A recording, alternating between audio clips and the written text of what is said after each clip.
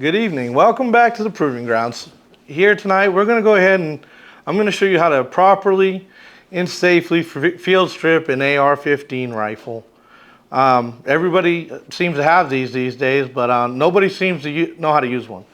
So what we're going to do is we're just going to go over it really quick, how to field strip it, basic instructions. Let's go over this so it can be done safely.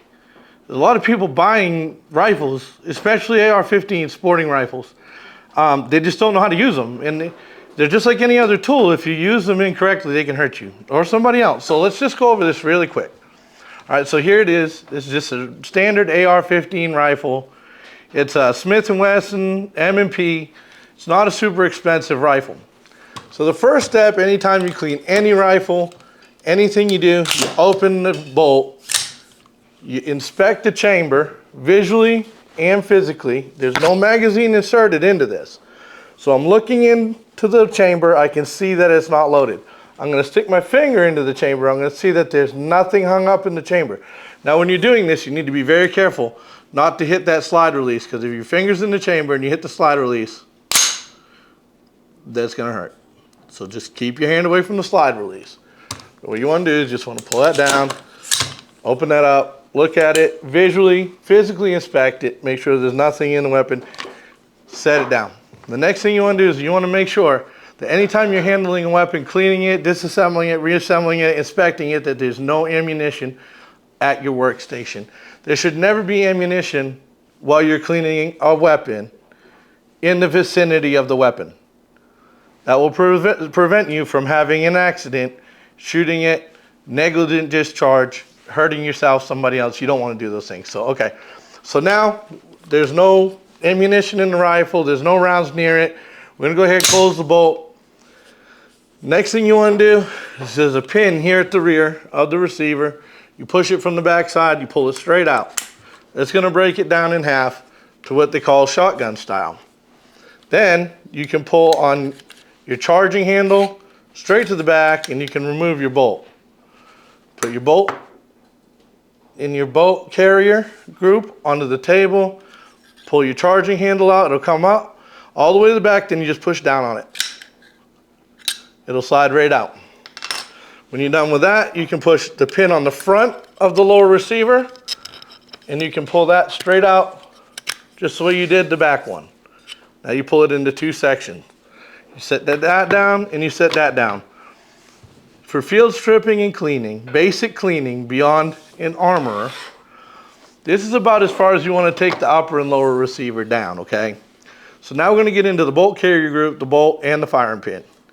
So there's a pin here on the side of the bolt that you have to pull out. It's just a small pin. And it's sometimes a little tricky when you put a lot of rounds through it. It can get seized up in there, so just give me a second to work on that. All right, there it is. Just a tiny little pin. And it goes right into this hole right there. All right, so you pull that out. And what that's going to do is that's going to go ahead and release your firing pin from inside the bolt carrier groove. There's your firing pin. Now that your firing pin's removed, you can go ahead and turn your bolt carrier and pull this directly out, that from the top, directly out of the bolt carrier groove. This piece will come out. You just have to turn it 180 degrees and pull it straight out of that hole. Now that that's pulled out, you can pull your bolt from the bolt carrier group, and you can see your gas rings, and you can see where the firing pin goes through into the bolt. This is your bolt carrier group. Now, that's field stripped completely. That's as far down as you want to go unless you have some real training. Okay, but that'll let you clean the inside of your chamber, the inside of your upper receiver, the inside of your lower receiver. You can function your firing pin, your hammer, and your trigger this way. You can make sure your functions are good. You can scrub this down, soak that in solvent. Now, when you do clean this, I'm just going to give you some tips on the inside of these, in the bolt carrier group. Where your firing pin sets, there's a shoulder. You want to get that solvent in there and really scrape around on the inside of that bolt carrier group, okay? Make sure that's very clean. And this tube right here is where the gas comes in That's where the gas comes back from the gas block to push this back to cycle the weapon. So you want to make sure that this holds a good seat to that gas tube when you're upper receiver, okay?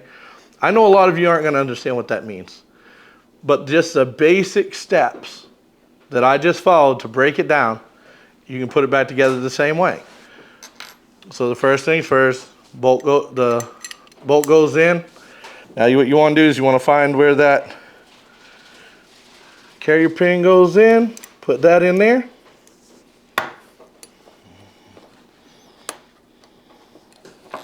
That can be a little tricky under low light. My light isn't great here. There it is lined up now. So you can put that in, and then that went in this way, and you turn it 180 degrees because it is a rectangle, so you want it long way sideways, not long way forward. It goes in long way forward, turns long way sideways. Then you're going to go ahead and you're going to hold your hand around it so you can't see through the carrier group. Take your firing pin, just like this, drop it down in there, and it will go right down in, boom, push it in. Now your firing pin is secured with this retaining pin, goes right in that small hole, just like this, push it in. Now you should be able to move that bolt in and out. That thing should go up and down, just like that. You should be able to push it, sling it, just like that. So now you know it's functioning. Lubricate it, keep it running well with CLP, whatever you want to do. So now, to get it back, you want to go ahead, put your front pin on your lower receiver into your upper receiver, which pretty simple step. Put it right here. Goes right in. Make sure it's all the way in there. Then you want to go ahead and you want to put in your charging handle. Put that in this way. In there until you feel that, just that slot that it will go up into. Now you want to hold that out just about 3 inches, and you want to take that tube, this tube here, and you want to make sure that tube goes up into your charging handle and your bolt faces forward, and it will slide up and down in that charging handle. Let it go forward, and you see they'll hang just like that. Let them go. Now they're in there. Push it, you can hear it click. Now put it back, put in your pin, lock your chamber to the rear. Now you're going to do a function check. You're completely empty, got no ammunition. You put it to the rear, drop the bolt forward, squeeze the trigger down 1 time. Remember, make sure there's no ammunition around you. So when you pull this trigger down with your thumb, hold it to the rear. Fire. The hammer just went off, hit the firing pin. You're going to cycle the weapon 1 time. Now you're going to let off with your thumb till you hear a click. Oh, there it is. This trigger reset. Pull it down. There you go. You got a full function. Lock it to the rear. Now you're safe. Chamber's empty. No magazine in the weapon. No ammunition around the weapon. I usually store mine on safe and bolt to the rear. Listen, that was really just quick in a really primitive way of explaining it. If you don't understand any rifle that you purchase, if you don't understand it completely, any pistol, any firearm you purchase, please reach out to people who do know. Because just like any other tool, object, if you don't know what you're doing with it, you can get hurt. You can hurt other people. And give us all a really bad name. So go ahead and reach out. Reach out to me. Message me. I have no problem helping. So until next time, thank you for stopping by. Please subscribe, hit the like button, share it, comment. We're a small channel. We need all the help we can get. And I just want to throw a thank you out to my friend Josh Adams. Every video I post, he shares. That means a lot. And I just wanted to say thank you. And until next time, thanks for stopping by the Proving Grounds. And remember, treat each other well.